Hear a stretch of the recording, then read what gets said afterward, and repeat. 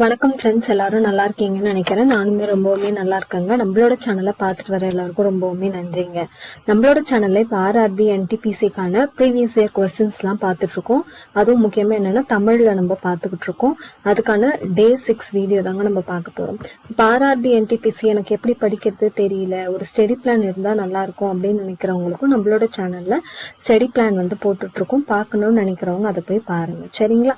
So இந்த video எதுக்காக பார்க்கணும் அப்படின்னா, இப்போ ப்ரீவியஸ் இயர் கொஸ்டின்ல என்ன மாதிரியான கொஸ்டின்ஸ் கேட்குறாங்க, அது மட்டும் இல்லாமல் கரண்ட் அஃபேர்ஸ் மாறிக்கிட்டே இருக்கும் இல்லையா வருஷத்துக்கு. ஸோ இந்த கொஸ்டின்ஸ்லேயே இப்போ ரீசெண்டாக என்ன நடந்திருக்கு அப்படின்ற பற்றின இன்ஃபர்மேஷனையும் இந்த வீடியோவில் நான் கொடுத்துருப்பாங்க. அதனால இதை பார்க்கறதுல நிறைய யூஸ்ஃபுல் இருக்கு உங்களுக்கு, சரிங்களா? சரி, வாங்க வீடியோக்குள்ள போகலாம். ஃபர்ஸ்ட் கொஸ்டின் பாருங்க. பின்வரும் கோட்பாடுகளில் எது சூரிய ஆற்றல் அமைப்புகளுடன் தொடர்புடையதாக இருக்கிறது அப்படின்னு சொல்லிட்டு கேட்குறாங்க. எது அப்படின்னு பார்த்தீங்கன்னா ஒளி மின்னழுத்த விளைவு, அது இங்கிலீஷ்ல போட்டோ வால்டிக் எஃபெக்ட் அப்படின்னு சொல்லிட்டு சொல்லுவாங்க. ஒரு 4 ஆப்ஷன் கொடுத்துட்டு இதுல எது சூரிய ஆற்றல் அமைப்புகளுடன் தொடர்புடைய கோட்பாடுன்னு கேக்குறாங்க. ஒளி மின்னழுத்த விளைவு, இதெல்லாம் சயின்ஸ் ரிலேட்டட் கொஸ்டின்ஸ் தான் நம்மளுக்கு வரும். அடுத்து பாருங்க, 2015ஆம் ஆண்டு டேஷ் தேதி அன்று இந்தியாவின் திட்ட குழுவிற்கு பதிலாக நிதி ஆயோக் உருவாக்கப்பட்டது. இது ரொம்ப இம்பார்ட்டன்ட் கொஸ்டின்ங்க. நீங்க கண்டிப்பா இந்த திட்ட குழு, அதாவது பிளானிங் கமிஷன் இங்கிலீஷ்ல சொல்லுவாங்க இல்லையா, அதுக்கு பதிலாக தான் நம்மளுக்கு நிதி ஆயோக் கொண்டு வந்தாங்க. இந்த திட்டக்குழு கொண்டு வந்தவர் ஜவஹர்லால் நேரு பிரைம் மினிஸ்டர். அவர் இருக்கும்போதுதான் இந்த திட்டக்குழு பிளானிங் கமிஷன் அப்படின்றத 5ஆண்டு திட்டத்தை அறிமுகம் செய்தாரு.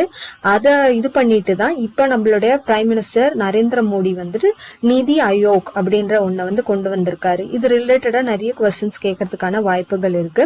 இது எந்த ஆண்டு வந்ததுன்னு சொல்றாங்கன்னா 2015ஆம் ஆண்டு ஜனவரி 1 அன்னைக்குதான் இந்த திட்டத்தை லான்ச் பண்றாங்க. அதுதான் இப்ப வரைக்கும் போய்கிட்டு இருக்கு அப்படின்னு சொல்லிட்டு சொல்றாங்க. இதுல இன்னும் மேல எந்த மாதிரியான கொஸ்டின்ஸ் கேட்கலாம்னா, அதோட சேர்மன் யாரு அப்படின்ற மாதிரியான கொஸ்டின்ஸ் எல்லாம் நம்மளுக்கு கேட்க வாய்ப்பு இருக்கு. அதே மாதிரி திட்டக்குழுவை யார் கொண்டு வந்தாரு, முதலாம் திட்டக்குழுல எதை அதிகமா ஸ்ட்ரெஸ் பண்ணாங்க, 2ஆம் திட்டக்குழுல எதை நோக்கி பயணம் பண்ணாங்க, இந்த மாதிரியான கொஸ்டின்ஸ் எல்லாம் கேட்கறதுக்கான வாய்ப்புகள் இருக்கு. நெக்ஸ்ட், விக்ரம் சாராபாய் விண்வெளி மையம் எங்கு அமைந்துள்ளதுன்னு கேக்குறாங்க. விக்ரம் சாராபாய் விண்வெளி மையம் எங்கு அமைந்துள்ளதுன்னா திருவனந்தபுரம், கேரளாலங்க. இது யாருடைய பெயரை வச்சிருக்காங்கன்னா இந்திய விண்வெளி ஆராய்ச்சி தந்தை அப்படின்றது சொல்லுவாங்க. யார சொல்லுவாங்கன்னா விக்ரம் சாராபாய். இவருடைய பெயரை தான் இந்த விண்வெளி மையத்துக்கு வச்சிருக்காங்க. இந்த விண்வெளி மையம் கேரளா திருவனந்தபுரத்துல இருக்கு. இந்த மாதிரி கொஸ்டின் கேட்கவும் வாய்ப்பு இருக்கு. இந்திய விண்வெளி ஆராய்ச்சியின் தந்தை யார் அப்படின்னு சொல்லிட்டு, யாருன்னா விக்ரம் சாராபாய். பாரத ரத்னா விருது பெற்ற புகழ்பெற்ற பாடகர் பூபன் ஹசாரிகா எந்த மாநிலத்தை சேர்ந்தவர் அப்படின்னு சொல்லிட்டு கேக்குறாங்க. ஓகேங்களா?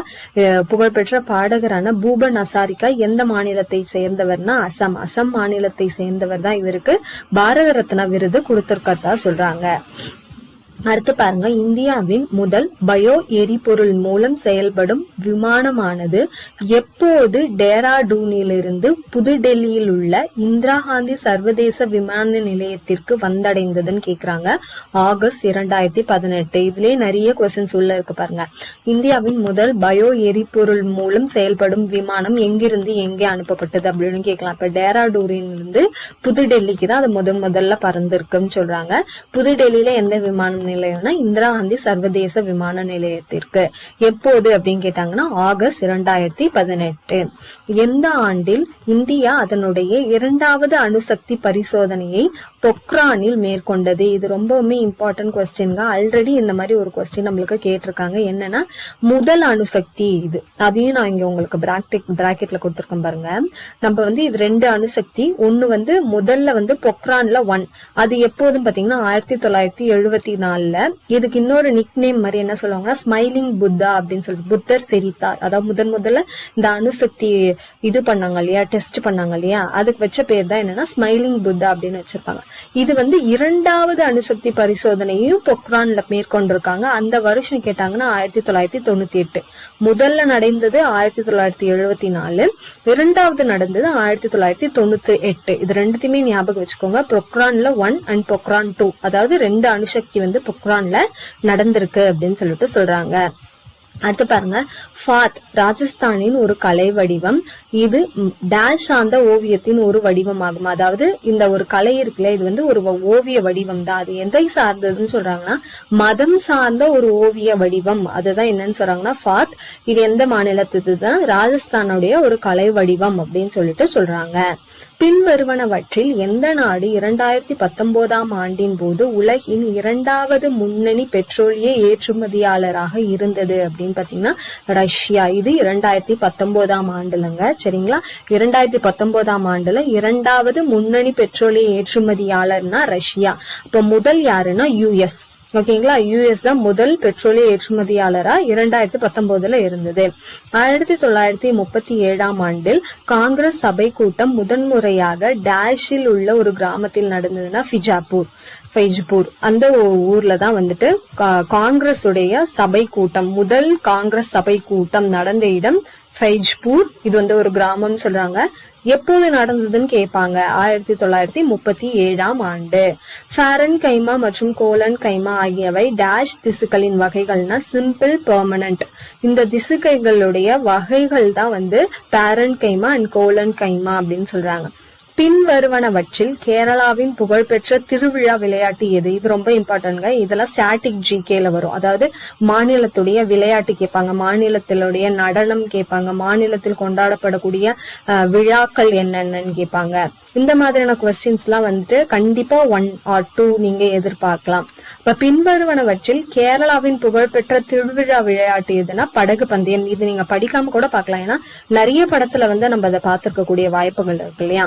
பின்வரும் இசை கருவிகளில் எது இந்தோ இஸ்லாமிக் வழி தோற்றம் அல்ல அப்படின்னு சொல்லிட்டு கேக்குறாங்க. அதாவது ஒரு 4 ஆப்ஷன்ஸ் கொடுத்துட்டு அதுல எது வந்து இந்தோ இஸ்லாமிக் வழி தோற்றம் அல்லனா வீணை வந்து இந்தோ இஸ்லாமிக் வழி தோற்றம் இல்லைன்னு சொல்றாங்க. மீதி இருக்கிற 3 அப்ப என்ன? இந்தோ இஸ்லாமிக் வழி தோற்றம். சிதார், ரபாப், தபலா இது எல்லாமே வந்து இந்தோ இஸ்லாமிக் வழி தோற்றம். வீணை மட்டும் இந்தோ இஸ்லாமிக் வழி தோற்றம் இல்லை அப்படின்னு சொல்லிட்டு சொல்றாங்க. இப்ப அடுத்த கொஸ்டின் பார்க்கலாம். இந்தியாவின் முதல் சூப்பர் கம்ப்யூட்டர் எவ்வாறு அழைக்கப்படுகிறதுனா பரம் 8000. Important question. அதாவது கம்ப்யூட்டர் ரிலேட்டட்ல 2 to 3 கொஸ்டின் நீங்க எதிர்பார்க்கலாம். சோ பரம் 8000. ஒளி சேர்க்கைக்கான 4 அத்தியாவசிய தேவைகளில் பின்வரும் எவைகள் அடங்கியுள்ளன? இது ரொம்ப ரொம்ப இம்பார்ட்டன்ட் கொஸ்டின்ங்க. அடிக்கடி கேட்கக்கூடிய கொஸ்டின். இந்த ஆர்டர் மாத்தி கொடுத்திருப்பாங்க. அதாவது நம்மளுக்கு தெரியும் இது எல்லாமே கண்டிப்பா போட்டோசிந்தசிஸ், அதாவது ஒளி சேர்க்கைக்கு தேவைப்படக்கூடிய 4 விஷயம். ஆனா அவங்க என்னன்னா ஆர்டர் மாத்தி கொடுப்பாங்க. அந்த ஆர்டரை நம்ம கரெக்டா கண்டுபிடிக்கணும். குளோரோபில், சூரிய ஒளி, கார்பன் டை ஆக்சைடு மற்றும் நீர். அகமத் நகரின் எந்த ராணி பேரரசர் அக்பருக்கு எதிராக போரிட்டார்? அகமத் நகரின் எந்த ராணி பேரரசர் அக்பருக்கு எதிராக போரிட்டார்னா சந்த் பிபி. சரிங்களா, சோ ஒரு பெண்ணா இருந்துட்டு அக்பருக்கு எதிராக போரிட்ட அகமத் நகரின் ராணி தான் சந்த் பிபின்னு சொல்றாங்க. குஜராத்தில் அமைந்துள்ள பிரபலமான பெட்ரோலிய தளத்தின் பெயர் தான் என்னன்னா அங்கலேஸ்வர். இது ரொம்ப ரொம்ப ரொம்ப இம்பார்ட்டன்ட்ங்க. அதாவது பெட்ரோலியம் சம்பந்தப்பட்ட தளத்தினுடைய பெயர்கள்லாம் அடிக்கடி கேக்குறாங்க கொஸ்டின் பேப்பர்ல. இப்ப ஏற்கனவே அஸ்ஸாம்ல இருக்க டிக்பாய் பத்தின ஒரு கொஸ்டின் கேட்டிருப்பாங்க. அதுதான் வந்து முதல்ல கண்டுபிடிக்கப்பட்ட ஒரு பெட்ரோலியம் கிணறு அப்படின்னு சொல்லிட்டு சொல்லலாம். சோ குஜராத்தில் அமைந்துள்ள பிரபலமான பெட்ரோலிய தளத்தின் பெயர் தான் என்னன்னு சொல்றாங்க அங்கலேஸ்வர். அக்டோபர் 2020 நிலவரப்படி இந்திய அரசியலமைப்பில் எத்தனை பிரிவுகள் உள்ளனன்னு கேக்குறாங்க. எத்தனைனா 448. சரிங்களா, இந்த ஆர்டிகல்ஸ் இது எல்லாமே பாலிட்டி ரிலேட்டட் கொஸ்டின்ஸ்ல வரும் நம்மளுக்கு. CSIRன் விரிவாக்கம் என்னன்னா council of scientific and industrial research. இது அப்ரிவேஷன் கொஸ்டின். அப்ரிவேஷன்ல இருந்து 2 கொஸ்டின் நீங்க எதிர்பார்க்கலாம். Council of scientific and industrial research. Saha 220 என்பது இந்திய விண்வெளி ஆராய்ச்சி நிறுவனத்தால் நிறுவப்பட்டது. சஹா 220 என்பது என்னன்னா சூப்பர் கம்ப்யூட்டர். இப்ப மேலேயே ஒரு கொஸ்டின் பார்த்தோம் இல்லையா, முதல் சூப்பர் கம்ப்யூட்டர் எதுனா பரம் 8000. அந்த மாதிரி சஹா 220 ஒரு சூப்பர் கம்ப்யூட்டர். இது இந்திய விண்வெளி ஆராய்ச்சி நிறுவனத்தால் நிறுவப்பட்டது அப்படின்னு சொல்லிட்டு சொல்றாங்க. அப்ப கடைசியா இருக்கிற கொஸ்டின் பார்க்கலாம். பங்கிம் சந்திர சட்டோபாத்யாய் எழுதிய தேசிய பாடலான வந்தே மாதரம் பின்வரும் எந்த நாவலின் ஒரு பகுதினா ஆனந்த் மத். சரிங்களா, ஆனந்த் மத் அந்த நூல்ல இடம் பெற்று இருக்கிறது தான் இந்த வந்தே மாதரம் பாடல், நம்மளுடைய தேசிய பாடல் அப்படின்னு சொல்லிட்டு சொல்றோம் இல்லையா. இப்ப தேசிய கீதம் கேட்டாங்கன்னா ரவீந்திரநாத் தாகூர் எழுதின ஜனகணமனன் வரும். தேசிய பாடல் வந்து வந்தே மாதரம் யாரு எழுதியிருக்காங்கன்னா பங்கிம் சந்திர சட்டோபாத்யாய். இது எந்த நூலில் இருந்து எடுக்கப்பட்டது, எந்த நாவலில் இருந்து எடுக்கப்பட்டது அப்படின்னு பாத்தீங்கன்னா ஆனந்த் மத். இது எல்லாமே நம்ம வந்து 6th to 8th சோசியல்ல படிக்கக்கூடிய ஒரு பேசிக்கான கொஸ்டின்ஸ் தான். சோ இந்த வீடியோ உங்களுக்கு யூஸ்ஃபுல்லா இருக்கும் நான் நம்புறேன். நம்மளோட சேனல் பிடிச்சிருந்தா கண்டிப்பா சப்ஸ்கிரைப் பண்ணிக்கோங்க. அண்ட் இந்த வீடியோ ரிலேட்டடா ஏதாவது டவுட்ஸ் இருந்தா கண்டிப்பா கமெண்ட் செக்ஷன்ல தெரிவிங்க. தேங்க்யூ.